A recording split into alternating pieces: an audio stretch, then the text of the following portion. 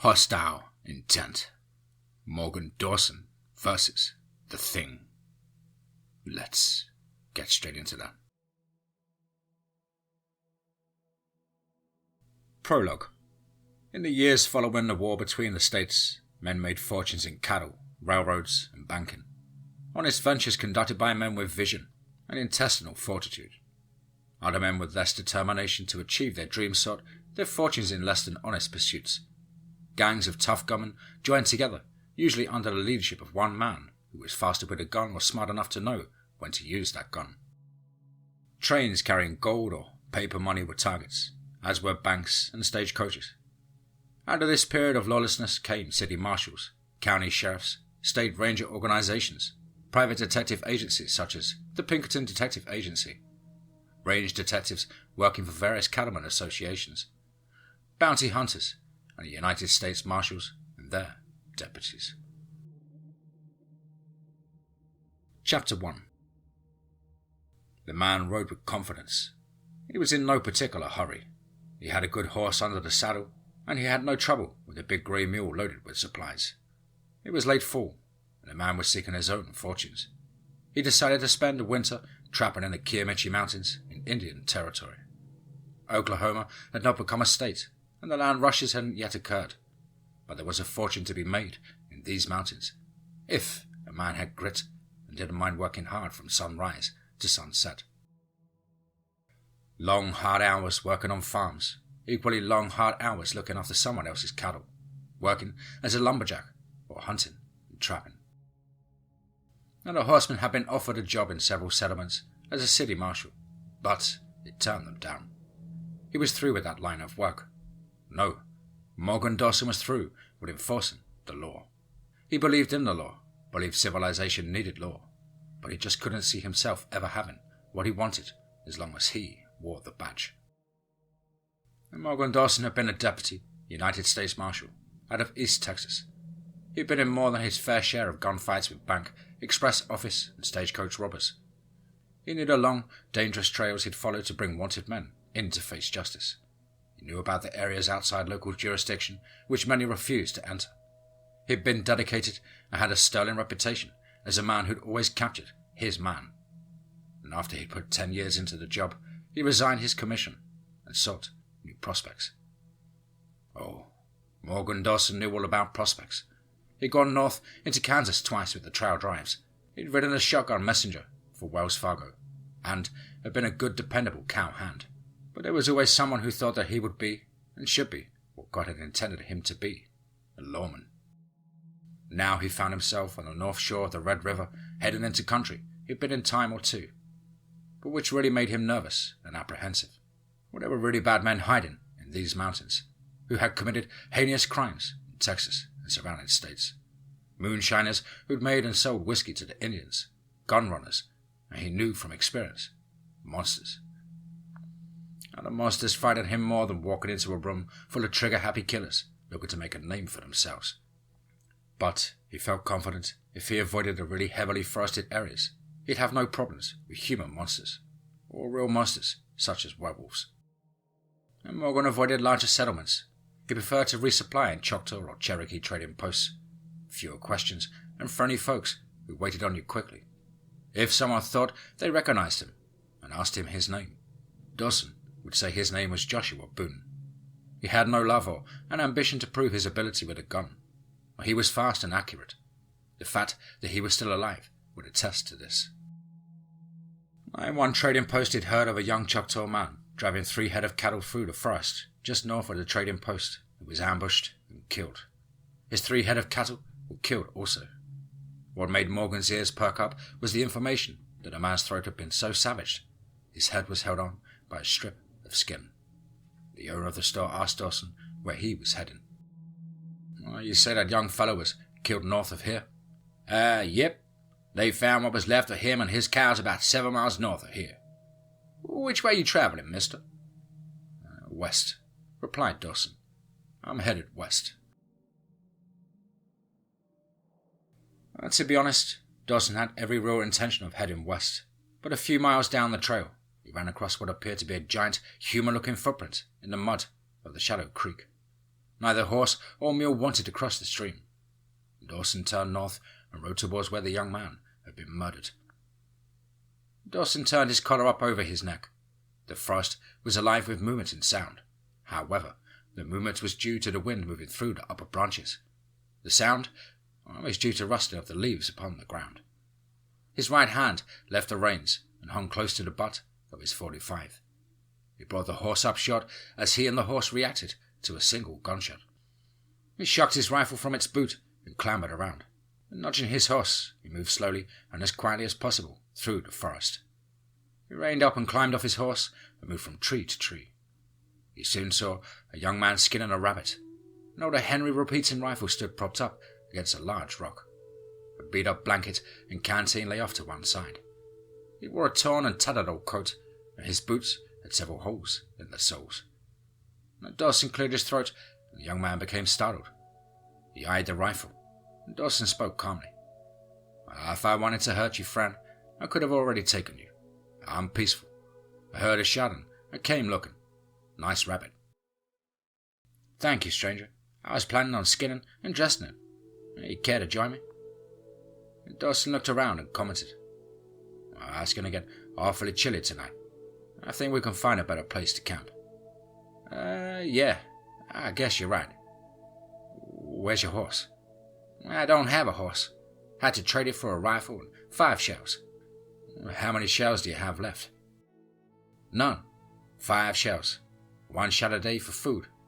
I've eaten rabbits and squirrels for 5 days counting this one." Dawson walked into the clearing, leading the horse and mule. "If you're through skinning supper, we'll walk together and search for a better campsite." And he walked northward and came to a small farm. It reminded Dawson of the Crown Farm, but not as well fortified. A middle-aged farmer eyed the two men suspiciously. And Dawson explained he was looking for a decent place to camp for the night, and wanted to know if the farmer had a mule or a horse he'd be willing to part with. The farmer explained he had a spare mule until a couple of nights passed, but something came through this valley and had killed it. However, as he looked the young man over, he remembered his neighbour, who lived another 3 miles northeast of his place, was half Choctaw and always had horses and mules for sale. And Dawson offered to buy some fresh eggs and any vegetables the man might have, and was willing to sell. He motioned Dawson to follow him and showed him a couple of chickens he'd just killed and dressed. He offered Dawson a chicken, a half a dozen fresh eggs, and homemade bread, and Dawson paid for it. And then the man asked about the man he was travelling with. Dawson knew he called himself Harlan Reed, and he was from Tennessee or Kentucky, and he was out of shells. And the farmer began shoving things into a burlap sack and handed it to Dawson. He explained some of the things in the sack had belonged to a cousin who had been killed by renegades a few years before. He had no use for them, but maybe this young fella did. Morgan Dawson had mounted his horse and had told Harlan Reed to keep moving northeast, and he'd meet him on the trail. He would see about obtaining him a ride. Now his horse moved quickly and covered 3 miles quickly. Dawson found the half-Choctaw farmer and bought a grey gelding. It wasn't young and unbroken. It was, the owner said, a fair riding horse, which he traded a buffalo robe for. And Dawson offered him some gold coin, and the farmer accepted. Before he left, he managed to buy some carrots, onions, and a side of bacon. Now he found Reed still leading the mule an hour later. The horse had a saddle and a bridle, so Reed climbed aboard, and they veered farther eastward. An hour later, they found a campsite which suited Dawson. Chapter 2. Let's get straight into that. Dawson had selected an area which had an overhang of rock. Under the overhang, they made their camp. Dawson provided the chicken he had bought, and Reed made a rabbit stew. They had gathered firewood to last a few days and set about making a temporary camp. The horses and the mule were inside the cave and tied to a picket line. Dawson was carrying 50 pounds of corn, and he'd feed the animals before feeding himself. Reed had wrapped his worn-out blanket around himself to keep warm. And that's when Dawson remembered the bag. He found it and began removing what the farmer had thrown inside. "Mr. Dawson, what do you got there?" "Clothes, Harlan. That farmer I got the chicken, eggs and bread from, he gave me these to give to you. Let's see what he gave you." He's got a pair of boots here. They're not pretty, but they don't have any holes in the soles. Well, here's some better pants. No holes and no patches. I think they're fit. A pair of work gloves and a decent coat. Get that blanket off your shoulders and put this coat on. He reached inside the bag and brought out a box of shells. Oh, well, Harlan, you're outfitted now. Yes, sir, I am. That's the only blanket you have? Yes, sir. Dawson walked over to his supplies and brought another blanket and a quilt over. Now you have some extra cover. Mr. Dawson? I'm Morgan or Moore, Harlan. Yes, sir. Mr. Morgan, I appreciate all this, but you don't even know me. I know you're hunting someone. Huh? How? I used to be a deputy United States Marshal. I think I can tell when a man is hunting another man. But I'm not hunting a man. Then what are you hunting? A thing. I never seen it before, but it killed my folks, my brother and sister, most of our livestock. I'm looking for a thing. Dawson filled his pipe and lit it. He studied Reed's face. The wind howled through the upper tree branches. The temperature had dropped 10 degrees. Maybe you ought to tell me what happened. That's not your problem, Morg. It became my problem when you offered me part of a meal you couldn't afford to share. I'm listening. Harlan Reed took a drink of the first coffee he'd had in weeks and began his story. My family had a small farm in Tennessee. Nothing really big. That farm fed us, protected us in all kinds of hardships, and allowed us to make a few dollars on our crops. We got along with our neighbors, paid our debts, and were well thought of in the area. My pa had a small sawmill, and he sent me into Nashville to deliver a lot of building timber. I collected and came home thrilled that my folks and my brother and sister were going to have some serious money for a change. The neighbors were all gathered in our front yard when I pulled in. 4 bodies were laying in a row, on the ground covered in blankets. 4 graves were being dug. It didn't take a genius to figure out who was under those blankets. Sheriff Brown told me that some escaped lunatic, he must have descended upon the farm and murdered all 4 of my family. What was worse, it mutilated my little sister's body, and he refused to let me see their remains.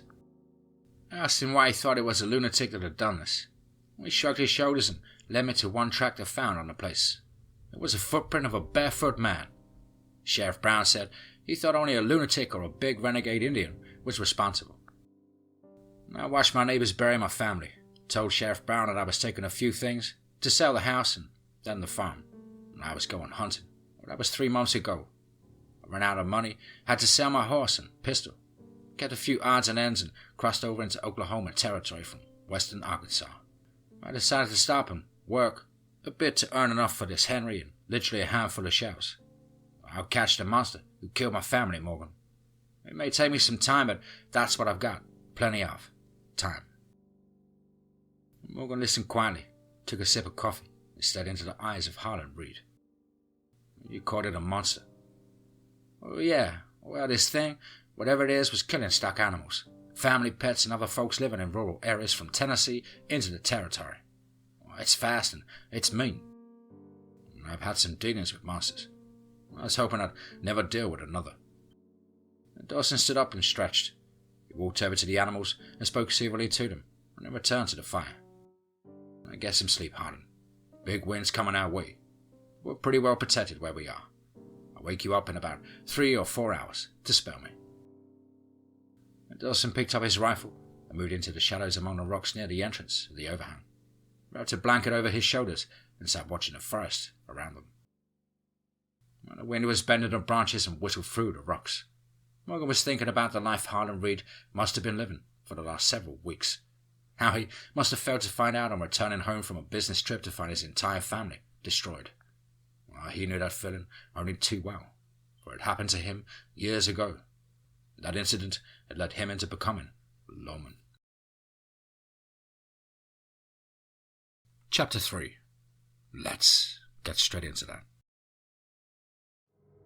The old man slept under his wagon. It was cold, but he had a fire which he would add wood to throughout the night as he awoke. The wagon was parked near a river. He heard nothing but wind and rushing water. Once he thought he'd heard the crying of a baby over the wind and water, but believed he'd been dreaming. Once he thought he'd heard heavy footsteps falling in the forest behind his wagon. But upon rolling upon his side, watching for a while, he was sure he was imagining a baby crying and heavy footsteps.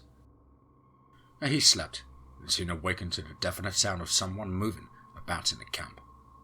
As quietly as possible, he chambered around into his rifle. No doubt a big black bear had found his camp and wanted to fill its belly one more time before hibernation. The rummaging around stopped, and the old man heard a low, menacing growl come from behind him. The sweat beaded up on his forehead as he slowly turned over on his side again to check this bear out. He gripped his rifle under the blanket tighter and stared into the face, which was neither human or bear. It appeared to have features much like a wolf, but there was no pointed ears.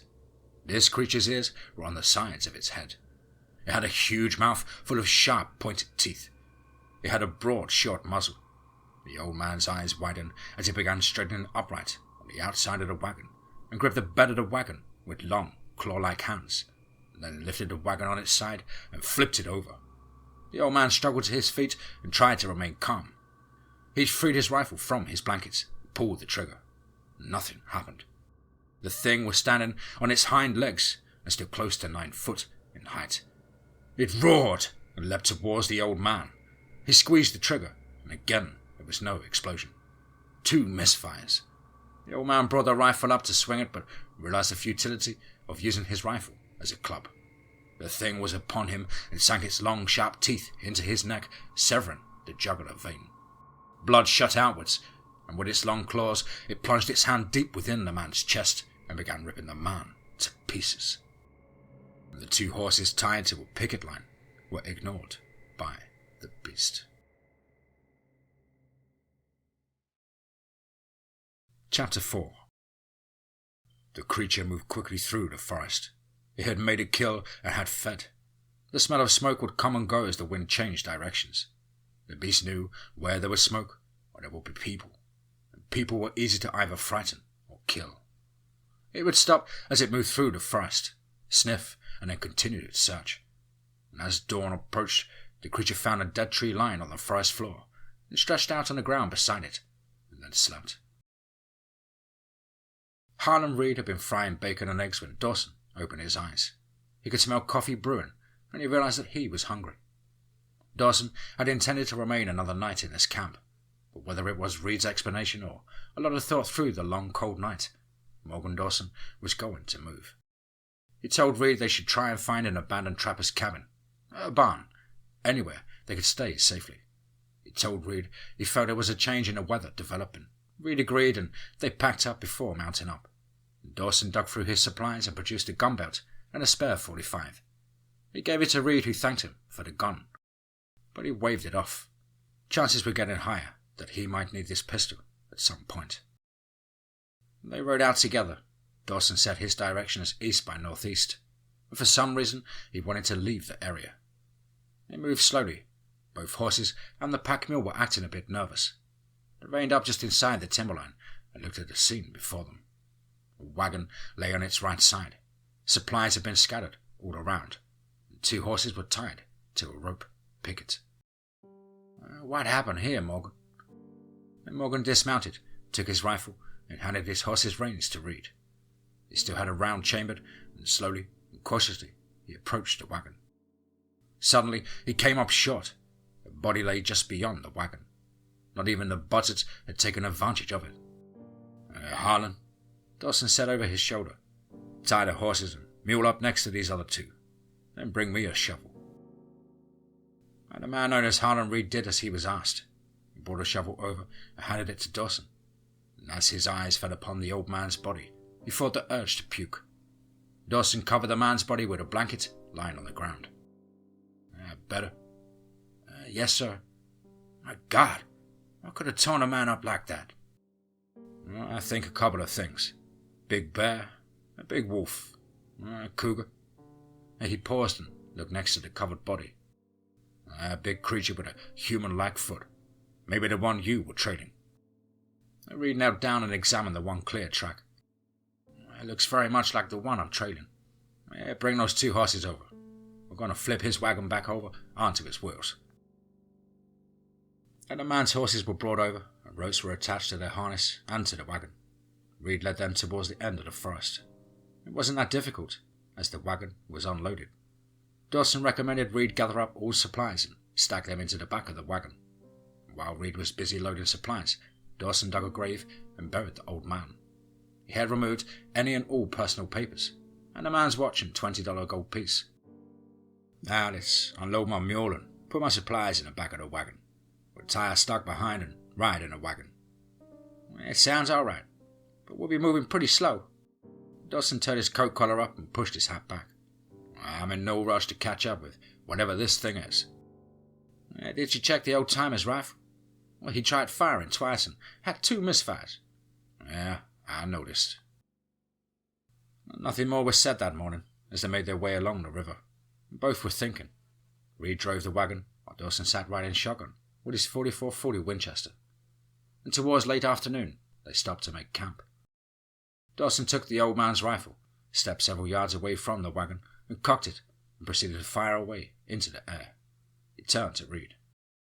"If he had time to take that third shot, he might have had a chance. A slight chance, but still a chance." "Just a couple of bad shells?" "I think they didn't fire because there was no powder in them. Probably cheap shells that somebody forgot to inspect before they left the factory." "Seems plausible. Think that thing is around?" Possibly. We put the wagon between us and that rock face behind us." "I'll gather firewood if you'll keep watch." "Yeah, go for it, Harlan. But collect it near the river. Stay out and away from the woods?" Yes."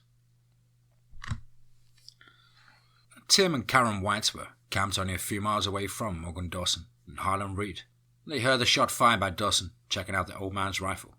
Karen was excited that someone else was not too near, or was coming along the trail they'd taken. Tim wasn't sure. He knew this was basically a no-man's land, and the shot could have been an outlaw murdering some poor traveller for a silver dollar. He urged Karen not to get her hopes up, and if they did catch up to them, to keep quiet about the money hidden in the secret compartment in their wagon. That money was their future in Kansas. And Tim White had built a small lean-to for himself and his wife. The wagon was coverless, but they had a large canvas covering their supplies. And the creature had awakened towards noon and had drank deeply of a stream feeding the river. It had surprised a white-tailed deer and fed well. Then it caught wind of the smoke. Smoke meant fire, which meant humans cooking food. It moved towards the direction of the smoke, and the aroma it now smelt. Moving from tree to tree, the thing soon was looking at another wagon, and 3 horses tied to a picket line. It made a purring-like sound and squatted amongst the trees and waited. Karen White didn't think the shot they'd heard had come from outlaws. She knew a single shot might have been someone shooting some fresh meat or an accidental discharge. Tim was often wrong about things, but he came from a privileged background. His father had been a hard man in a banking business who had little time for Tim. His mother, like his father, was hard and mean. Tim had married beneath his social class, they believed. Another 2 years of marriage suggested Tim take his wife and go west. Then they left with over $20,000 in gold, silver, and bank drafts and headed for Dodge City, Kansas, where Tim believed he could soon open a business. He wasn't sure what kind of business it would be, but he was leaning towards opening a freight company or a general mercantile store. The trip was far from being boring. As they ferried across the Red River, the ferryman told them what they could expect in Oklahoma territory. Personally, she didn't believe in ghosts and goblins or haunted forests. All just a bored ferryman trying to frighten pilgrims going to a new country. Only 2 days before they'd arrived at the Frey landing, she was told Morgan Dawson had crossed over the Red River. Not much of a talker, the ferryman said. Kinda shy, but a man like Morgan Dawson did his talking with that long-barreled Colt 45 Peacemaker. And Karen did listen closely, as the ferryman said in his opinion, the only other man he knew who could be his equal was Henry Clay Wallace. Karen made a mental note to find out all she could about Morgan Dawson and Henry Clay Wallace. The wind was cold, and she had walked to the bend in the trail, collected some firewood, and had started back to camp. Clouds were forming, and she thought there might be a cold rain. And as she rounded a bend, she stopped. She gasped and covered her mouth in an effort not to scream. Tim White was being savaged by a gigantic creature covered in reddish-brown hair. It stood over him 3 feet easily, and Tim, he had no chance. Karen dropped the firebit, and the creature lifted its bloody mouth and roared at her, and she screamed and ran back down the trail.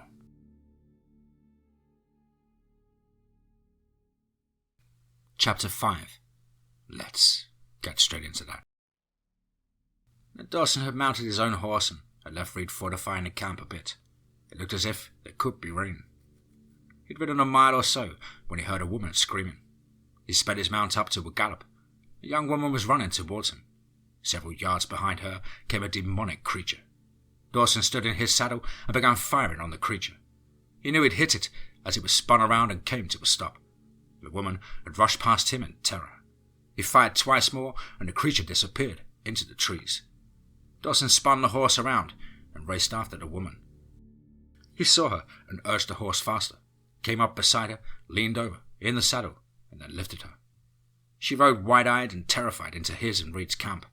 Reed had climbed into the back of the wagon with his Henry and the rifle, which had been the old man's. Dawson reined his horse up quickly next to the wagon. Reed took the woman from him, and Dawson quickly began reloading his rifle. "What's going on, Morg?" Reed shouted. You know that thing you've been tracking? He's here." "Are you sure?" "I know a monster when I shoot one, Harlan."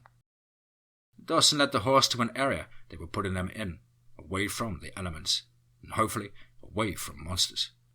Karen blinked her eyes and began sobbing. That thing killed Tim. Oh, my sweet Jesus, my husband's dead." "But you're not, ma'am," said Dawson. She looked Dawson over. Obviously this was a man accustomed to using his guns and his wits. "I owe you my thanks, mister." Dawson. Ma'am, Morgan Dawson." "I've heard of you. You and this must be Henry Clay Wallace?" she asked as she looked at Harlan. And Dawson grinned. "No, ma'am, this is Harlan Reed. Henry Clay's a bit taller and less of a talker." "Howdy, ma'am. Sorry about your man. That thing killed my folks and my brother and sister, and I'm hoping to give it a little bit of lead before I'm done." "Mr. Dawson shot it 3 or 4 times, and it didn't seem to hurt it that much." "Ma'am, it's Karen, Mr. Reed." "Yes, ma'am. This damn thing killed my family, your husband, and the old man who we found this wagon. That's 6 people that we know of. So even though Dawson is hell on wheels with a gun, if you pump enough bullets into anything that's flesh and blood, you're gonna kill it. And I plan on putting a few bullets in it." Morgan leaned against the tailgate of the wagon, his eyes constantly searching for any sign of the thing he'd shot. He felt the first drop of rain hit his face. It was cold. Reed had a fire going. Karen was wrapped in a heavy blanket, and sitting with her back against the rock the wagon was parked in front of. She accepted a cup of coffee. Tears welled up in her eyes. Reed had gone through the old man's supplies and Dawson's and had found another rifle and shotgun. He brought the rifle over to Morgan and leaned it against the wheel. Give the shotgun to the woman. She might feel a bit better if she had something. Reed said he'd agreed. The sky grew darker and colder. Lightning flashed across the sky and was followed by a loud clap of thunder. And far off in the forest they heard a bellowing. Karen clutched the blanket tighter around her shoulders, and she began to cry. Reed moved over beside her and dropped his arm around her shoulders, and she lay her head on his chest, sobbing.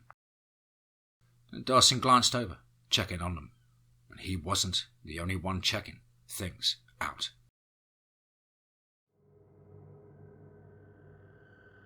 Now the beast stood inside the timber, leaning against a large pine tree.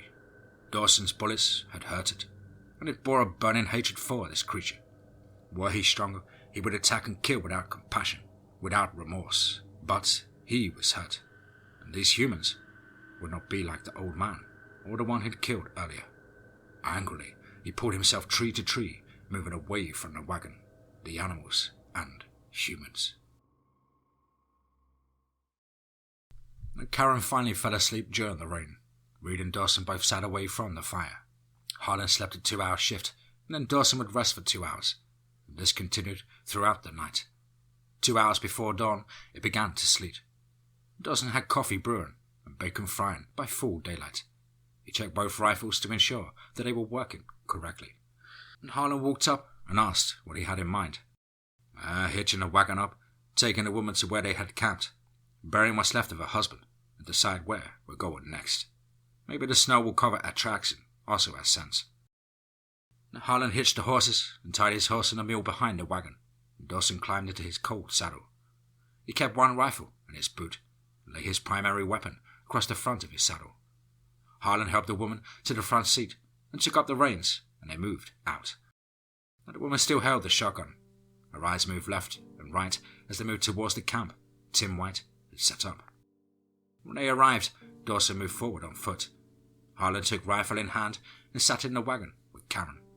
She had wrapped her head and most of her face with a scarf Dawson had given to her. Harlan had no idea what she was thinking, and Morgan found Tim's body under the snow which had fallen. The ground would be nearly frozen, but he set about digging a shallow grave. The body was wrapped in a blanket and laid to rest. Harlan covered the grave and piled rocks on top. Dawson read from the worn Bible he carried in his saddlebags. Karen went to the wagon and began removing some planking. She removed a metal box and returned to the wagon she rode in on. Dawson gathered other supplies, retrieved the horses, and tied them behind also. Neither man asked why the box was so important. They had an idea what it contained. And a roar of rage was heard coming from their last camp. The woods would be full of fallen branches, covered with ice. If the creature was coming, it would probably take the path of the least resistance. And that meant that it was coming down the trail as quickly as it could. We need to move. The wagon was started up the trail. Morgan rode beside the wagon, in front of the wagon and behind the wagon. Occasionally, he reined up in the middle of the trail and sat as the wagon continued forward. Once he was sure he saw something stumbling forwards, and it disappeared as the wind blew a cloud of snow across the trail where he knew he'd seen something. Probably the creature. He spun the horse and caught up to the wagon. Harlan pointed to an old log barn a few yards off the road in the forest. Morgan didn't like it, but it was the only shelter they had found. Harlan pulled the wagon off the road and pulled into the barn. "Harlan," shouted Dawson, "check the place out. Look for weak spots. It's coming." And indeed, it was coming. No longer did it feel the pain in his chest. Now all the thing wanted was to kill, to eat, and to destroy everything in its path. And Dawson fired a warning shot, but the creature continued to advance. He screamed its rage and anger, and then with a burst of speed, it disappeared into the timber again. Morgan Dawson wiped his forehead and stepped inside the barn. The woman began shutting one of the heavy doors built with oak logs, and with one door closing, she began closing the second. Dawson helped her finish off closing the second door. A large oak pole stood in a corner, and Dawson retrieved it and barred the two doors from the inside. "Thank you, Mrs. White." "Did you hit it again?" "No, ma'am. I don't know what you heard of my abilities, ma'am, but I do miss once in a while." "Once in a while?" "Yeah, once in a while I'll miss." And then he grinned. Chapter 6. Let's get straight into that. About a year ago, I was in a particularly bad stretch of woods farther north of here when I met some folks who offered me a place to stay. Same kind of weather.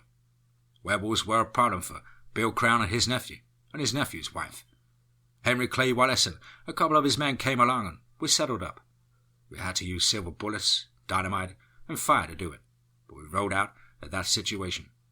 This thing I shot yesterday almost looked like a werewolf, only it didn't have pointed ears on its head. "I wonder what you meant that time you said you dealt with monsters before. I thought you were talking about outlaws," said Harlan over coffee. "I know a few of those also," Morgan said with some humor. "In fact, I wish that's what we were dealing with. How's Mrs. White?" She managed to eat some hot stew, then I made her as comfortable as I could under the wagon. She's sleeping. I don't know how, but she's sleeping." Well, that's good. The barn was well built." "Yeah, it is. I'll take first watch tonight, Morgan. I'll climb in the loft. Cover with a blanket, get some rest." We climbed into the hayloft with 2 rifles and a pistol. If the thing came snooping around tonight, he was going to put some serious lead into it. Dawson woke and put some more wood on the fire. He eased out of his bed and quietly climbed the ladder to the loft. Harlan was sleeping on top of the pile of hay, snoring softly. The loft door was shut, and he heard a faint sound of a baby crying. He looked down and saw Karen White come from under the wagon, shaking her head, and he heard her say, "Baby, crying." And she had started for the doors to lift the bar which was keeping the thing out, and he called out to her, "Karen, that is not a baby." And she stopped and told Dawson, "Mr. Dawson, there's a baby out in this cold." "No, it's that damn thing that killed your husband. It's only pretending to be a baby." Now Harlan had awakened and opened the loft door. He began firing as quickly as he could, pulled the trigger, and there was a roar of primal anger as the thing began crashing into the doors. Karen screamed, and Dawson pushed her under the wagon and braced himself. The doors were giving way, and while Dawson never prayed in public, he found himself praying to be good enough and fast enough. And the creature's rage drove it to continue crashing into the barn doors. The crossbar snapped, and the thing stood framed in the door. Morgan fired from the hip and watched the creature do a quarter turn. He now aimed his rifle and began firing steadily. Each slug that tore into its body forced it back a step, but its rage fueled its strength, and it advanced again. Harlan stood in the loft, firing and screaming. Karen crawled from under the wagon and fired the double-barreled 10-gauge shotgun into the creature's monstrous face. Which screamed and grabbed at its face. Dawson drew the peacemaker and fired into the creature's eyes and face, and it sank to its knees, but continued to slash its razor-sharp claws all around. Dawson reached across the wagon and took the 10-gauge from Karen. He reached inside a coat pocket and produced 2 more shotgun shells. He walked closer to the beast, thumbed one of the hammers back, and stopped. "Hey, Harlan, come down here." Reed came out of the loft, and Morgan handed him the shotgun. "For your family. Finish it." Reed fired the first barrel, thumbed the second hammer back, and fired the second barrel. And the creature's head exploded, and it pitched forward, dead. Epilogue. The owner of the barn, a member of Choctaw Nation, appeared the next morning as Dawson, Reed and Karen White were preparing to leave. And of course he was curious about why they'd taken shelter in his barn, when, if they'd gone another 5 miles, they'd have found shelter at a trading post. And Dawson led the man into the barn and pointed to the creature's body. "Well, that's why we took shelter here. We didn't think we could get anywhere else. That thing, well, it was trying to kill us." And the Choctaw farmer shook his head. "Do you know what you have done?" "We killed a monster. Not just a monster, but a Gugwe, the face eater. You are lucky to be alive." And Dawson had mounted his horse and turned into the saddle to look at the farmer. "You are right. I left you 2 fine horses inside a stall, friend. Payment for any problems and the damage to the doors." "Who are you, mister?" "I'm Morgan Dawson."